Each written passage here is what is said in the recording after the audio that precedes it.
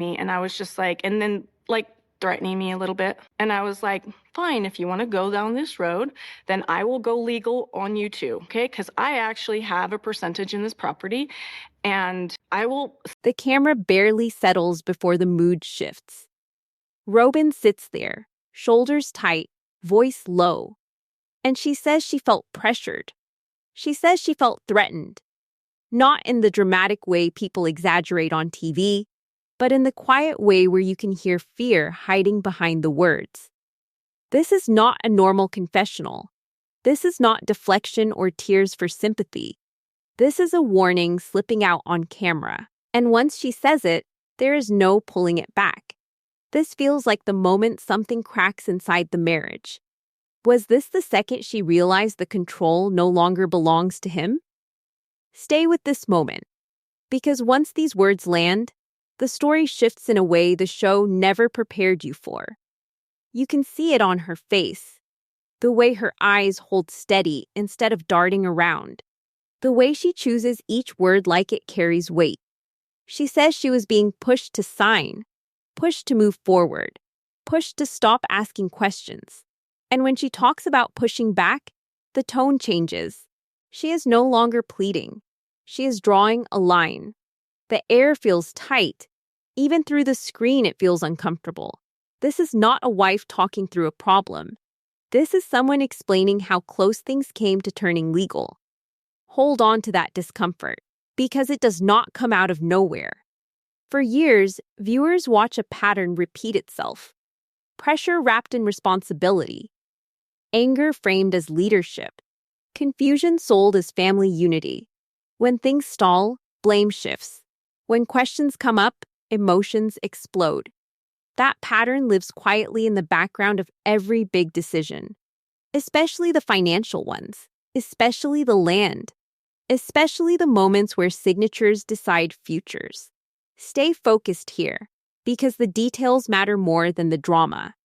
When Robyn talks about being threatened, she does not rush. She does not soften it. She does not walk it back. She says she told him she would go legal. Those words land heavy. In this family, legal talk is the nuclear option. It means trust broke. It means the usual pressure tactics failed, and it means someone finally realized they have leverage. This is where the fear enters the room. Not fear of losing love, fear of losing control. The show does not slow down for this moment. It moves on. But the damage stays. You can feel it in the silence afterward. You can feel it in how careful everyone becomes with their words. This admission opens a door the family spent years keeping shut. Because once one wife says out loud that pressure crossed a line, the entire system starts to look different. Pause on that thought, because the shift is already happening. What makes this moment unsettling is timing. This did not happen early. This did not happen during the first cracks. This comes after years of decisions, after land disputes, after delayed signatures, after tension everyone pretends belongs to the past. So when Robyn speaks now, it raises a quiet question nobody wants to say out loud. Why now? She describes standing in the way of a sale.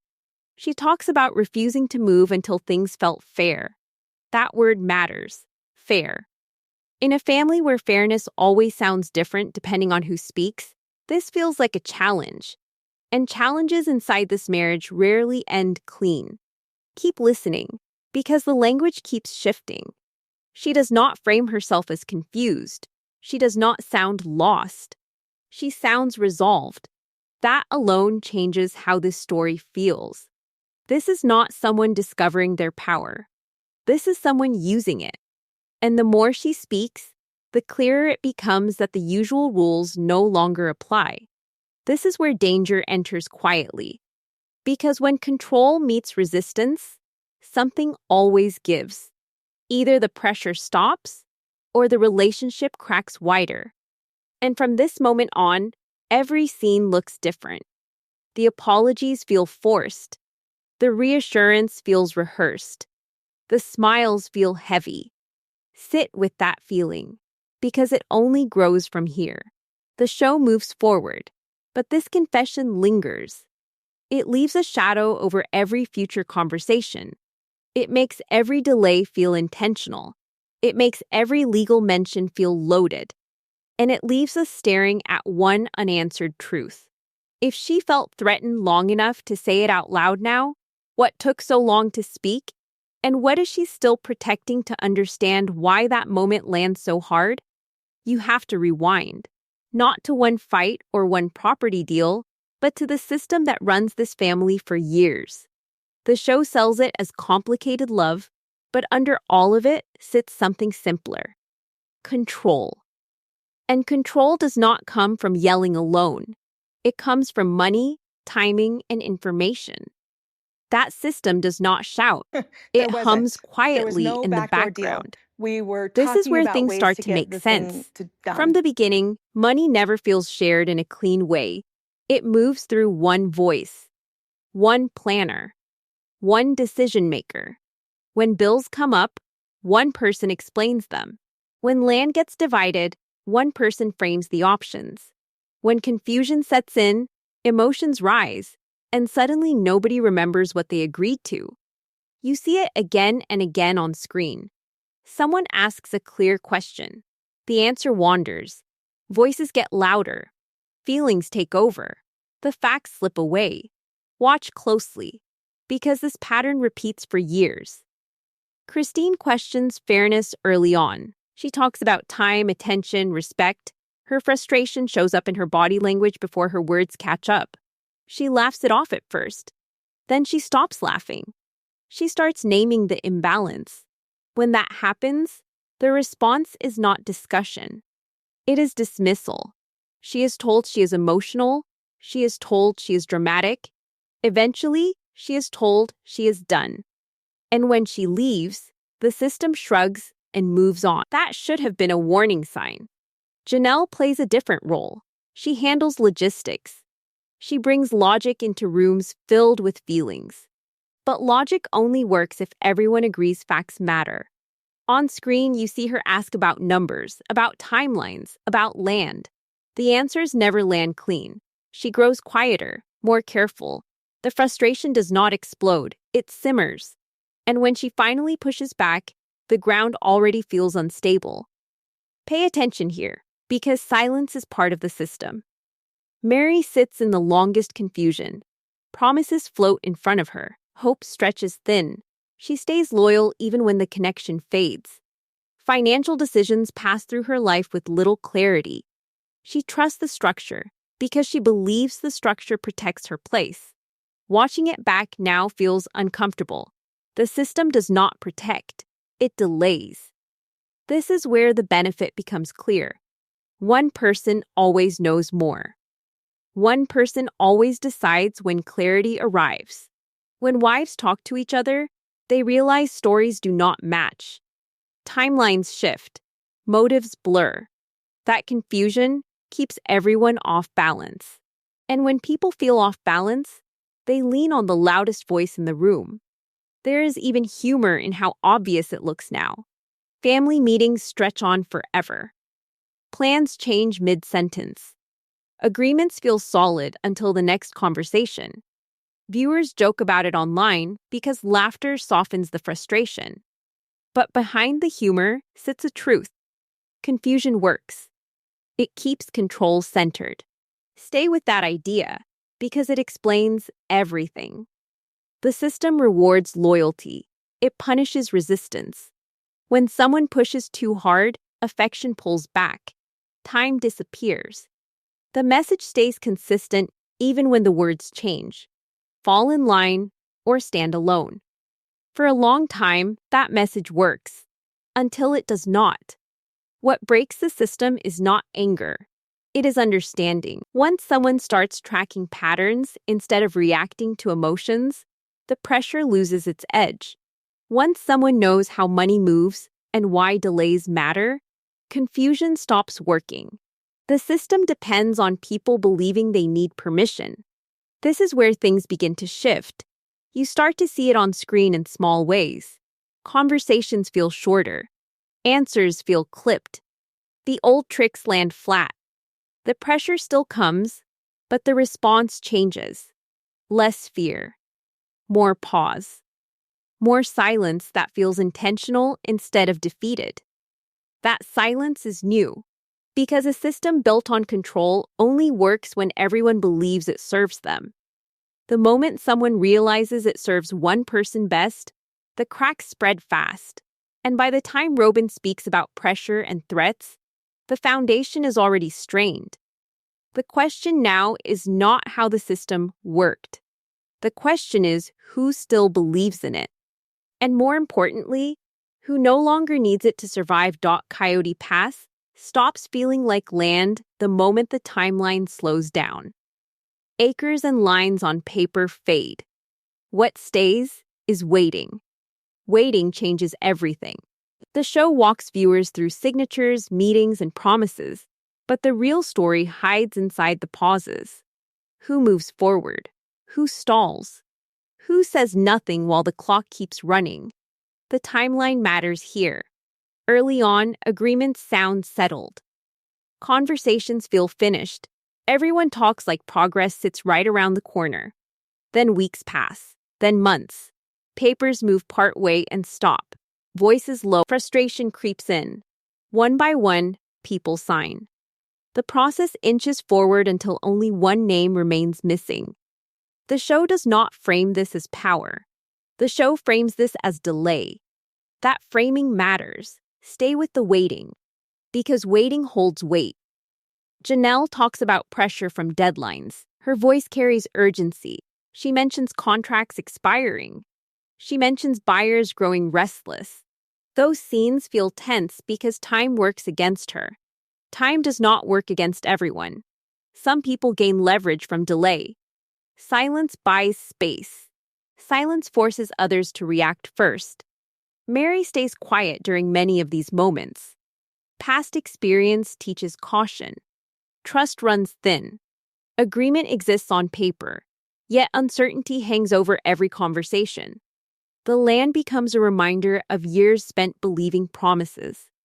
Watching those scenes feels heavy, because the past sits right there in the dirt. Robyn says little during this stretch.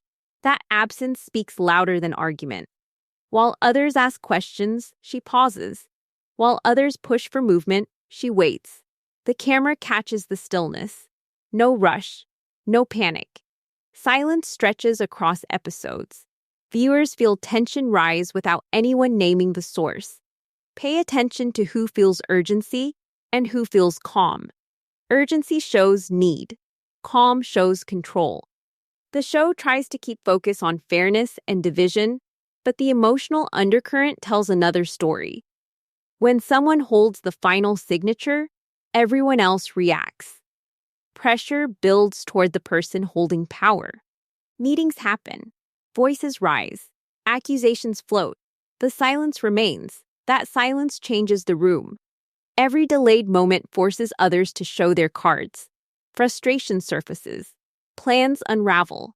Threats slip out. The land stops being shared ground and turns into leverage. Nobody says this outright on screen. The camera does not need to. The pattern speaks for itself. This delay does not look careless. The delay does not look lost. The delay looks measured. Each passing day tightens the situation for everyone else. Deadlines approach.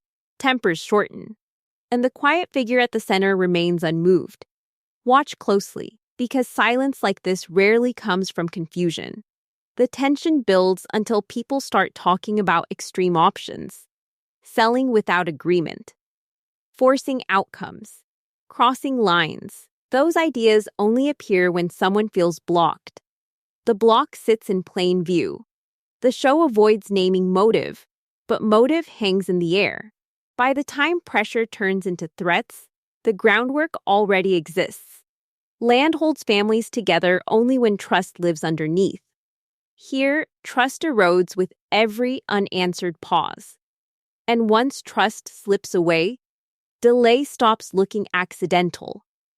The waiting starts to feel chosen. Something changes in Robyn long before she says anything out loud. You see it before you hear it. Her face tightens in conversations where it used to soften. The tears still come, but they land differently. Less pleading, more restraint. She listens more than she speaks. And when she does speak, the words are shorter, sharper, chosen with care. This is not the Robyn from earlier seasons. Go back and watch her reactions across these episodes. When discussions turn tense, she does not rush to calm anyone down. She pulls back. Her eyes track the room. Her posture stiffens. She looks like someone measuring risk.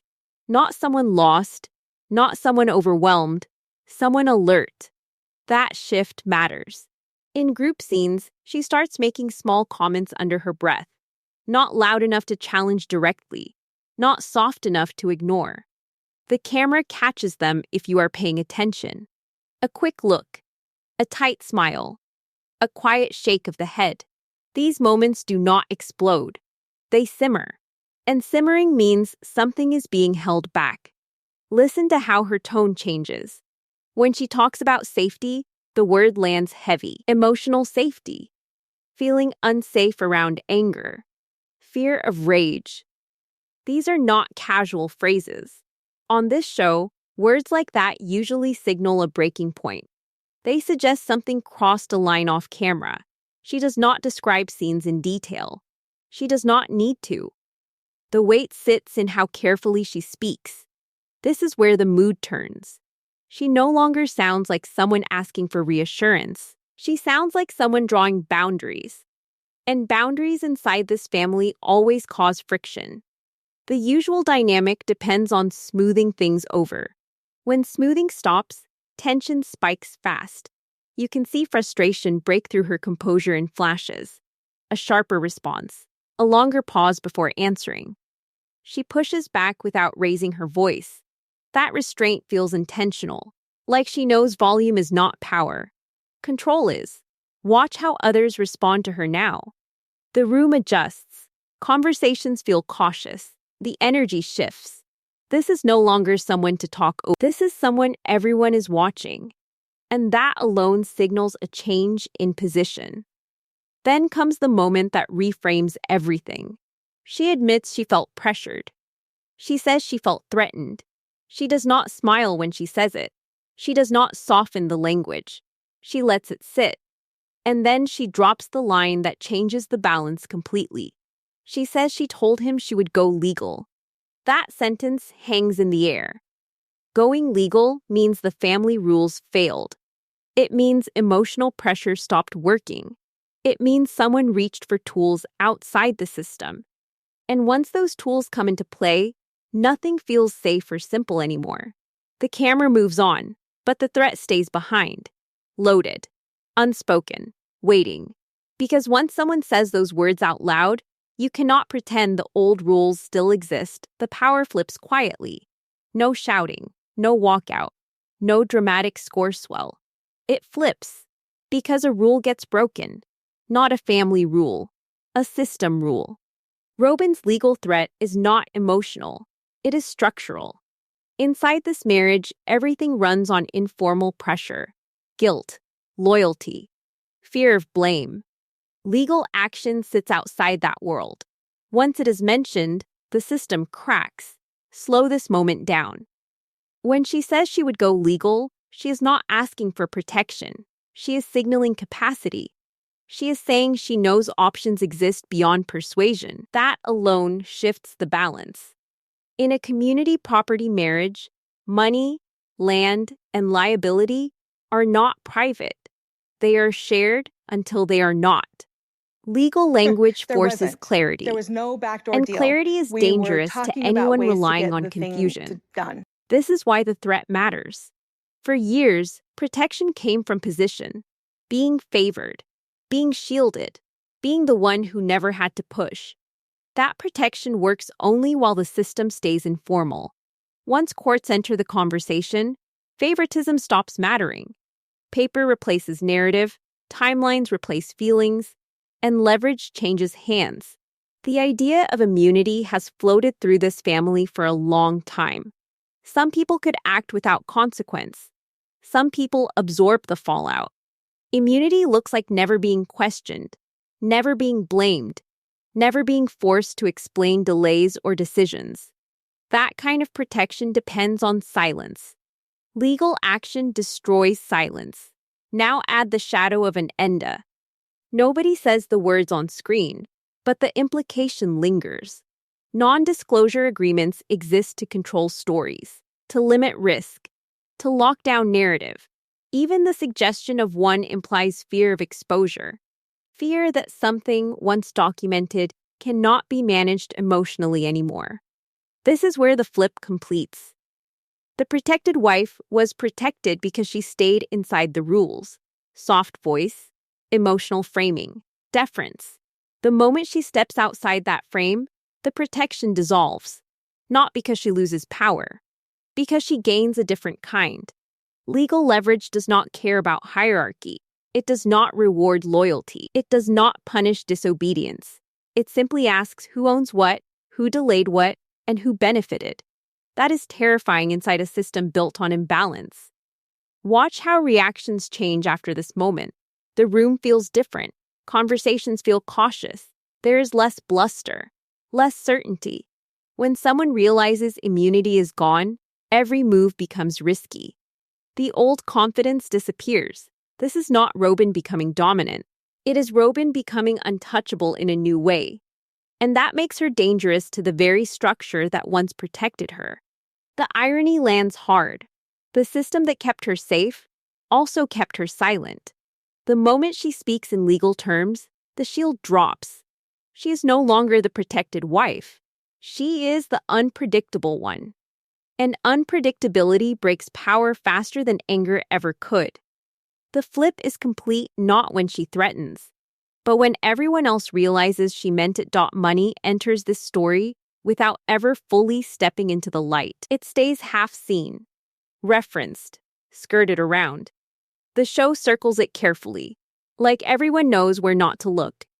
Mary's assets sit at the center of that tension. Over the years, she is shown as financially stable. She owns property. She runs businesses.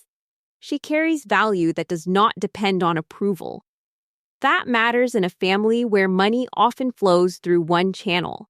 When discussions turn to purchases and loans, her name keeps appearing, not loudly, just enough to notice. Then comes the house purchase. The timing feels off. The explanations feel thin.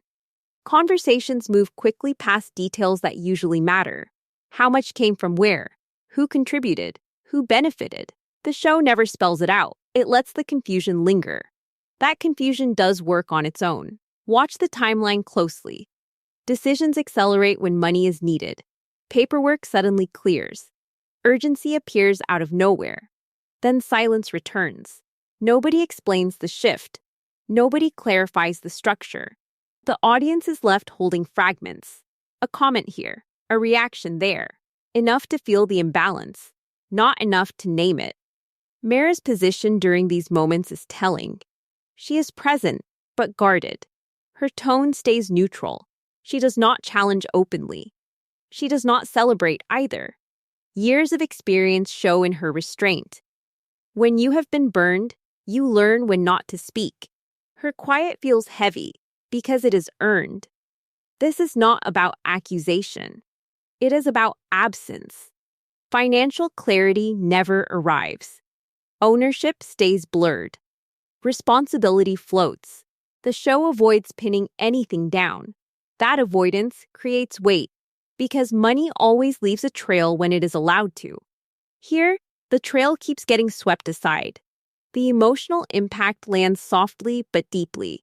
Viewers feel discomfort without being handed conclusions. Something does not line up.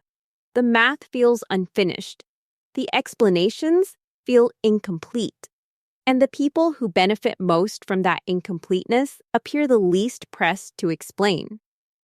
Silence becomes useful here. Not loud silence. Not defiant silence. Practical silence. The kind that keeps options open. The kind that prevents accountability. The kind that lets everyone move forward without resolving the past. That silence costs others clarity.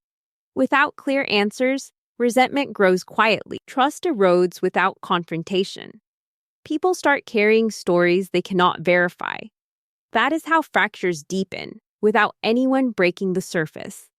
By the end of this section, nothing explodes. No truth is revealed. No villain is named. And that is the point. Because when money stays vague and questions stay unspoken, someone is being protected. And the protection works only as long as the silence holds taut behind closed doors. The marriage looks nothing like the story told out loud. The show gives small windows, brief scenes, half conversations. But when you line them up, a pattern forms that feels heavy and uneasy. The garage scenes say more than long speeches ever could.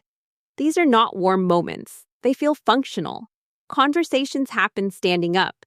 Tools and storage boxes frame the space. No comfort, no ease. It feels temporary even when it is meant to reassure. When a relationship moves into corners, something is already wrong. Then comes the apology tour. He apologizes often, but the apologies feel incomplete. They circle behavior without touching the cause. The words sound practiced, almost strategic. There is reassurance, but it comes with checking. Are we okay? Are you good? We're fine, right? That repetition reveals fear, not closeness. Watch her response. She nods. She agrees. She offers calm words, but her body stays guarded. The emotional distance is visible. She keeps herself measured, not withdrawn, controlled. That control does not come from comfort. It comes from caution. This is where imbalance becomes clear. One partner seeks reassurance constantly. The other manages the temperature of the room. That is not equal footing. That is emotional labor. One person works to prevent escalation. The other waits to be soothed. Fear enters openly here. It is not dramatic fear. It is quiet. Fear of anger. Fear of triggering reactions. Fear of saying the wrong thing. The show never labels it, but the behavior does.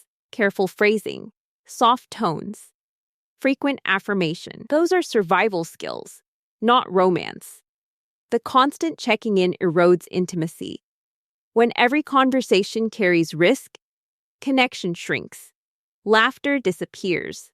Spontaneity fades. What remains is maintenance. Keep things calm. Keep things stable. Keep things from blowing up. That is not love. That is management. The camera lingers on moments where nothing is said. A pause that lasts too long. A look away. A breath held. These moments feel louder than conflict because they show what cannot be spoken. Staying together begins to look strategic. There is no shared joy on screen. No future dreaming. No warmth that does not feel forced. What remains is obligation, optics, protection, damage control. The marriage exists, but it does not live. By the end of these scenes, the viewer understands something painful. This relationship is no longer about choosing each other. It is about avoiding loss, avoiding chaos, avoiding consequences. Love would bring relief. What we see brings tension. And when staying together becomes about fear instead of affection, the structure may hold, but the bond is already gone. This is the point where the audience shifts from watching to reacting. Not loudly, not all at once, but with a shared sense of discomfort that is hard to shake. Viewers feel confused first. Scenes do not line up the way they used to.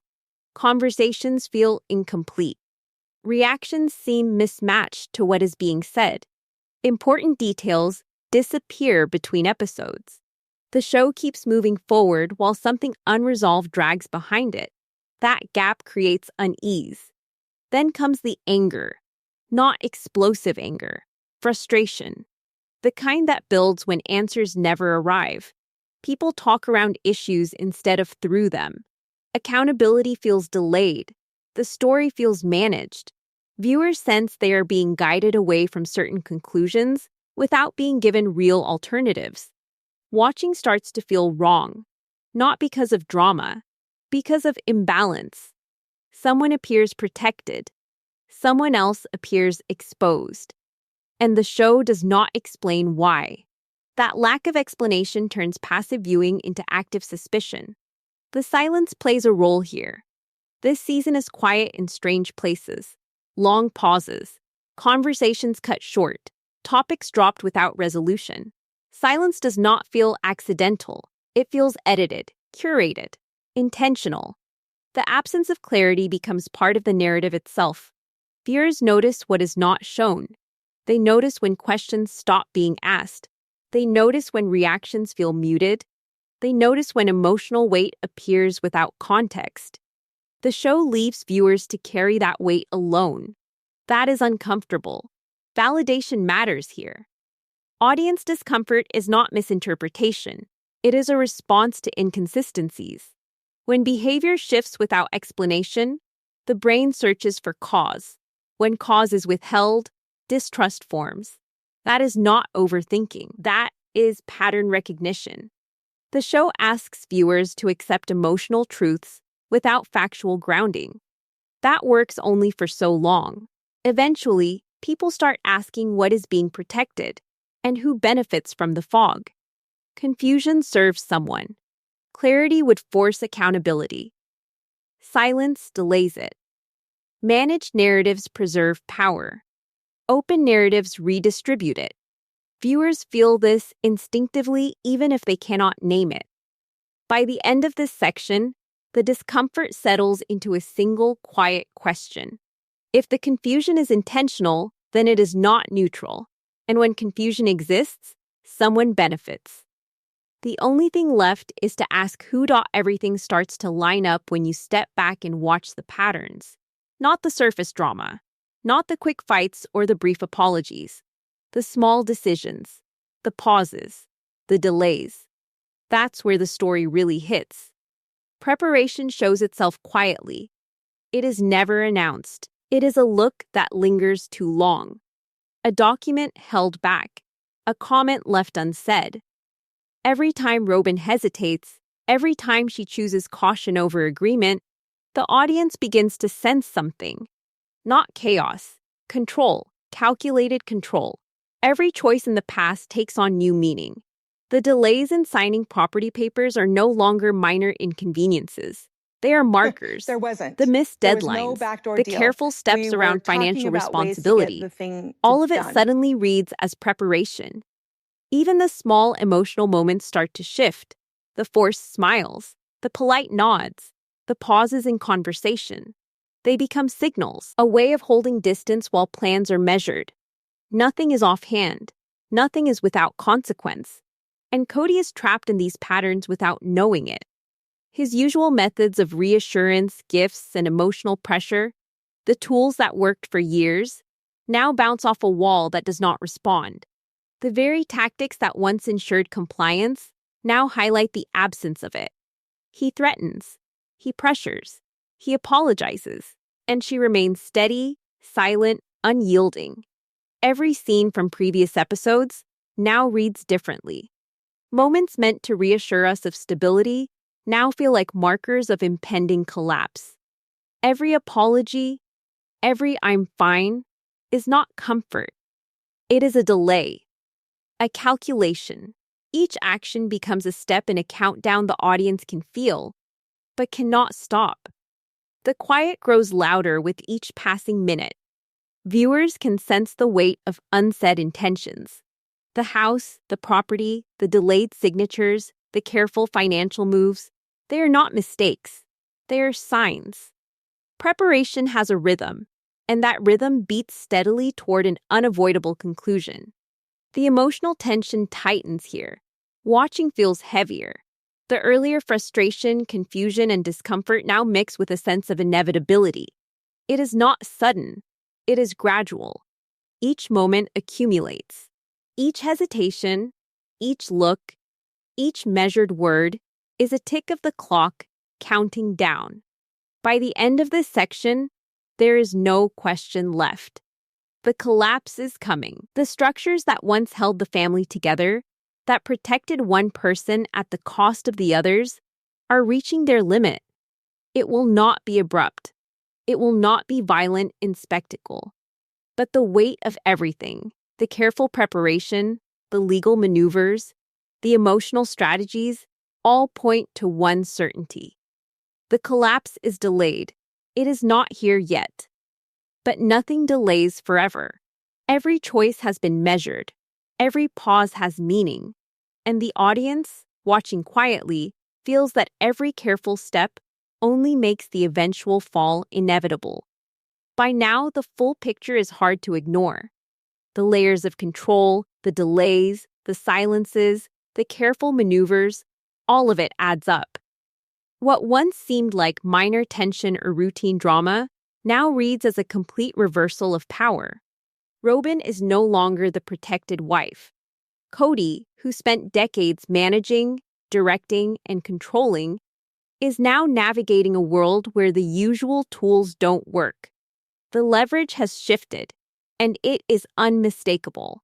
Watching these episodes in order, every look, every hesitation, every carefully measured word begins to make sense. The smiles that once seemed natural now feel strategic. The apologies that were supposed to reassure feel like attempts to buy time. And the pauses, the silences, the delays, they are no longer empty space. They are loaded with intent. The audience can see the tension crackling beneath the surface. The reversal is quiet but total. No dramatic confrontation is needed to signal it. One legal threat, one delayed signature, one careful stance, and the balance of power changes. The previously untouchable figure, the one who orchestrated the family's moves for years, is now being held in check by someone who understands the rules better. The emotional weight is enormous. Watching it unfold feels uncomfortable because the stakes are intimate, personal, and heavy. And yet, there is no resolution. There is no tidy ending. The house is still standing. The property is still in motion. The relationships continue. But the audience knows the groundwork has been laid. The control that once seemed absolute is now fragile. The prepared strategies, the careful leverage, the unseen calculations, these are all forces that hint at what is coming, without ever needing to show it fully. This is where the viewer becomes part of the story. You notice the cracks, you feel the tension. You ask the uncomfortable questions. Who is truly safe here? Who benefits from the silence? Who is being protected? And who is being exposed? The show does not answer these questions for you. It only shows the hints, the pauses, the glances. And that is what makes the discomfort so real. Ultimately, what lingers is curiosity. What happens when a lifetime of control meets someone who understands it better than the person who built it? Who will emerge with the upper hand? And what will it cost everyone involved? These questions hang in the air as the episode closes, leaving the audience unsettled but fully engaged, thinking long after the credits roll. Now the choice is yours. How do you interpret these moves? Who do you think is steering the story behind the scenes? And when control collides with knowledge, who will come out on top? The answers are not clear, but the tension is undeniable, and that is where the drama of this season truly lives.